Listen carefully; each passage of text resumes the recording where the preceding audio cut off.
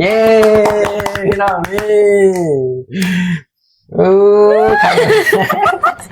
ครั้งแรกในชีวิตพี่น้องบอกว่าอยู่ประเทศไทยนี่คำซีเบากับรวมๆแล้วบอกรวมๆแล้วก็เป็น10 ปีเลยพี่น้องที่เขามาอยู่ประเทศไทยเนาะแบบว่าบ่เคยถือควยอยู่ประเทศไทยจักเถื่อพี่น้องถือว่าเป็นครั้งแรกเนาะในถือควยเฮ้ยสิไปขึ้นเงินใช้บาทนี่อ้าวสิครั้งแรกเงินเดือนว่าสิไปขึ้นเงินอยู่ไซบาทนี่พี่น้องบอกเนี่ยคอมเมนต์มาบอกเนี่ยสิไปขึ้นเงินอยู่ไซนี่ถามใครดีว่าเขาจะไปขึ้นเดี๋ยวจะถามเจ้านายว่าไปขึ้นเงินอยู่ไซเพราะว่าในตลาดในซิมีบอลขึ้นเงินบอลสบายดีสวัสดีครับผมมื้อนี้ก็เป็นอีกมื้อหนึ่งพี่น้องที่แบบว่าตื่นเต้นแล้วก็ดีใจเนาะดีใจสุดๆเลยเพราะว่าเกิดมากอะบ่เคยถือหวยจ้าเถื่อนเนาะตั้งแต่มันอยู่ไทยพี่น้องซื้อมาตลอดแต่บ่เคยถือหรือว่าเป็นครั้งแรกนี่แต่ว่าโมเมนต์รางวัลที่1เนี่ยพี่น้อง2 ตัว47ดีใจไปอีก1รางวัลที่1จักสิสมใจได้ซ้ำว่าถือรางวัลที่1ดีใจเพราะว่าเฮามาตั้งแต่เฮามาอยู่ไทยครับใช่ว่าก็ตั้งแต่เกิดมาบ่เคยซื้อบ่เคยถือจักเถื่อบ่เคยถือหวยจักเถื่อซื้อตลอดพี่น้องบางทีก็ซื้อแบบ1ใบ2ใบจังก็ว่าบ่เคยถือจักเถื่อแม้สิเป็น2ตัว3ตัวยังก็แล้วแต่บ่เคยถือเนาะถือว่าเป็นครั้งแรกที่แบบว่าถือหวยบนก็บ่เคยอันนี้เป็นเมียถือพี่น้องเพิ่นถือเนาะแบบเมื่อวานเพิ่นโทรมาว่าเพิ่นเฮ็ดงานอยู่บ่ดีใจบ่แฮงเลยเห็นยังบ่ถึงอ่ะที่แรกก็เลขออกเห็นแล้วเห็นแล้วเลขออกเลยส่งมาให้เบิ่งนี่ประมาณเฮาบ่ถึงดอกบ่ถึงแน่ๆบ่เบิ่งก็ยากเพิ่นว่าบ้านนี่นั่งอยู่ว่างๆเนาะไปเอามาเบิ่งกันนะเพิ่นน่ะแล้วฟักนึงก็เบิ่งไปเบิ่งมาอ้าวขนาดตัวเองถึงเลขนี่วะนะจันมือไม่สั่นแบบคือแบบถึง2โตกระสั่นกระหมาดนี่เด้ไปถึงรางวัลที่1นี่ป้าบ่อยากสิคิดขอยันศอกอยู่จริงแล้วอันนี้อ่ะพี่น้องมัน6ใบเนาะมัน6ใบแต่ว่าเขาจะเอาแบ่งขายเป็นบ่อันนี้ชื่ออยู่หน้าด่านมากอันนี้ชื่ออยู่ด่านในหน้าด่านบ่หรือว่าในบกส.มุกดาหารบ่อยู่ด่านอยู่หน้าด่านเนาะอันนี้เขาจะแบ่งขายคะแนนซื้อทั้งเบิด6ใบนี่ก็บ่เพิ่นแบ่งมาให้สิก็นั่นแหละถ้าจุ่มว่า6ใบนี่ใบนึงมัน 2,000 แม่นบ่ตีซะ 2,000 จังซี่เนาะแม่นบ่พี่น้องใบนึง 2,000 บาทบ่2โตหวยถึก2โตเบิ่งก่อนเฮ้ยสิไปขึ้นเงินไสบาทนี่อ้าวสิครั้งแรกเงินเดือนว่าสิถึงว่าสิไปขึ้นเงินอยู่ไสบาทนี่พี่น้องบอกแหน่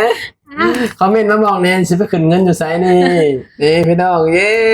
ถึง2โตค่ะถึง2โตเคยเนาะไปขึ้นเงินอยู่ไสละบัดจริงแล้วมัน6ใบถ้าเกิดว่าซื้อทั้ง6ใบนี่ก็2 4 6 8หมื่นกว่าบาทที่มาเด้อก่อนนี่อันนี้ใบเดียวถึงเลขนี่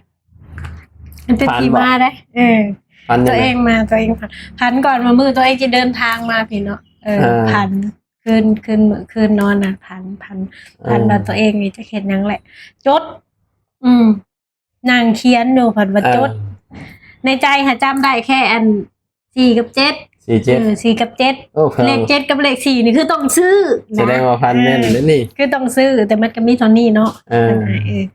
เขาก็ซื้อได้ใบเดียวฟันได้พี่น้องเลขฟันเนาะถือว่าฟันแม่นเฮงเพิ่นว่าฟันบ่ฮู้ว่าแม่นหรือบ่แต่อันเฮาฟันเนาะแบบว่าเฮาหัดจดใส่กระดาษ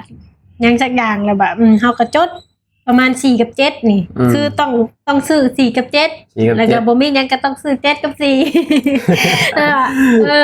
เฮาก็บ่ได้คิดว่ามันสิออกเด้น่าเชื่อว่าสิถึงเนาะคือ2ตัวท้ายดีใจ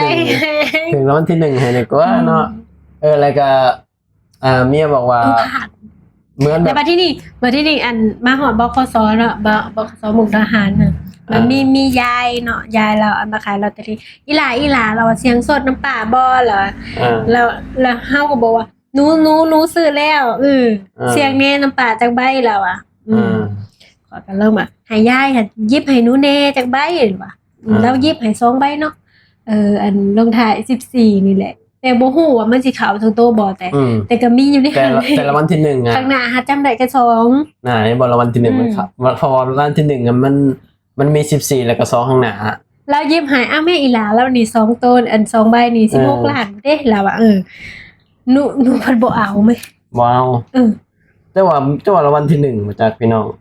เพราะว่ามียายคนหนึ่งเนาะได้บกสเพิ่นยิบให้เมียแต่ว่าเพิ่นบ่เอาเพิ่นออกเพิ่นซื้อหลายแล้วเพิ่นซื้อแล้วเพิ่นน่ะ14หลีออกดีได้อีหล่ะล่ะว่าถึงดูพร้อมแล้ว ฉันก็เนี่ย แต่ว่ารางวัลที่1อยู่จัง มูแต่จำได้แค่ข้างหลังมันก็จะมีเลข5เลข2นั่นแหละแต่ว่านั่นแหละคือว่ามันแต่ก็ถ้าเกิดว่าเอาก็แบบคือสิมีรุ่นอยู่ในหั่นเด้มีรุ่นแต่บ่เข้าทุกตัวบ่ฮู้จักหั่นบ่แต่ว่าคือมันบ่เป็นดวงเฮาอ่ะเนาะมันบ่เป็นบุญวาสนาเฮาเขาสิว่ากันนะถ้าเกิดว่าบุญวาสนาเฮามันบ่ยากอันนี้เฮายังบ่ทันอันนี้ก็ครั้งแรกเด้อันนี้ว่าครั้งแรกที่ถึงเนาะมาแล้วดวงมาแล้วเพราะว่าตอนอยู่ไอ้บกสมุกดาหารมันมียายที่ว่ายื่นให้12เรายายบอกว่ารางวัลที่1 12ล้านเนาะแต่ว่าเมียก็จำได้อยู่พี่น้องว่าหวยรางวัลที่1นี่มันนี่เนาะเรายิบหาย2ใบนี่ลงถ่ายใน14จำได้เป็น14เป็นบ่ทางหน้าจำได้ตัวเดียว2เพราะว่ารางวัลที่1นี่เนาะมันออกเมื่อกี้อ่ะ292514เป็นบ่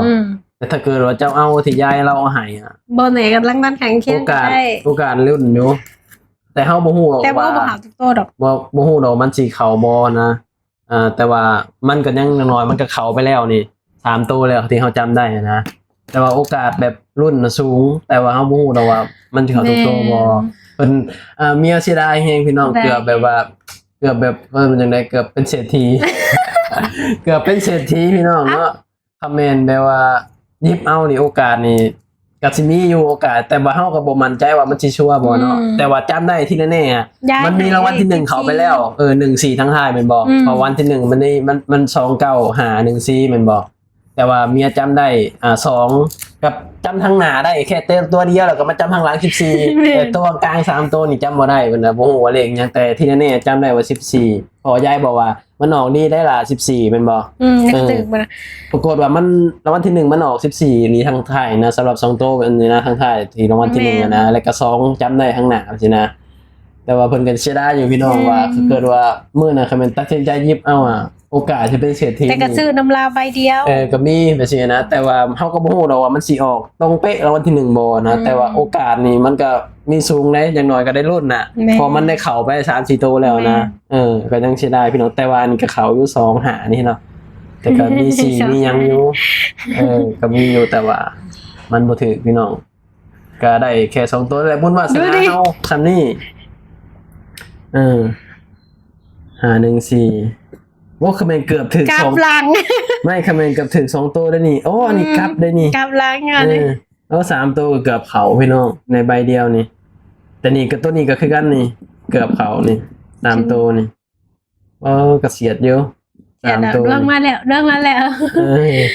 พอมันมีคนเคยถึง3ตัวแล้วก็2ตัวท้ายแล้วก็3ตัวพอมันมีคนเคยถึงเด้คนในร้านที่เขาออกไปอ่ะถึง3ตัวหลังแล้วก็ถึง2ตัวหลังแล้วก็ถึง3ตัวหน้าในใบเดียวกันแบบนี้นะโอ้นี่ก็เกือบได้พี่น้องนี่เกือบแล้วนี่เกือบได้คอมเมนต์เอาเก้าไว้นี่เนาะเอา2ไว้นี่เรียบร้อยนี่มันเป็นการติดลุ้นบุญวาสนาเฮาสำนีนะเอาบุญวาสนาได้ขากับเขาแล้วได้ขากับเขาพี่น้องนี่สำหรับเฮาเนาะ 2,000 นี่ก็ถือว่าหลายเด้แต่สำหรับคนอื่นอาจจะบ่ฮู้เนาะแต่สำหรับเฮาว่า 2,000 นี่หลายเพราะว่า1มาแน่นอนแหละเฮาบ่เคยถือ2มาคือเงินแบบว่าคือเขาได้พี่น้องเนาะมันตื่นเต้นนะมันตื่นเต้นแฮงนะแบบไอ้เฮาเองก็บ่เคยถือจักเทื่อเมียก็ถือว่าเป็นครั้งแรกเนาะตั้งแต่มันอยู่ไทยก็ซื้อบ่อยอยู่พี่น้องแบบเกือบทุกงวดเลยเนาะบางทีก็ซื้อใบเดียวแบบนี้นะเสี่ยงดวงแบบนี้นะแต่ว่าบ่เคยถือแต่ว่าล่าสุดเพิ่นถือดีใจฉันถึงรางวัลที่1ถ้าถึงรางวัลที่1นี่จะเป็นล้มไปได้นี่ก็สิได้ปิดคลิปแล้วเนาะก็ขอบคุณหลายๆเนาะที่เข้ามาติดตามเนาะวันหน้าเอาใหม่พี่น้องเนาะวันหน้าขอสาธุขอรางวัลที่1นี่เนาะวันหน้าเนาะคลิปนี้ก็สิได้ปิดคลิปแล้วเนาะขอบคุณพี่ๆป้าๆน้าลุงหลายที่เข้ามาติดตามแล้วก็เข้ามาให้กำลังใจเนาะไว้พบกันคลิปหน้าคลิปนี้ไปแล้วสบายดีสวัสดีครับผม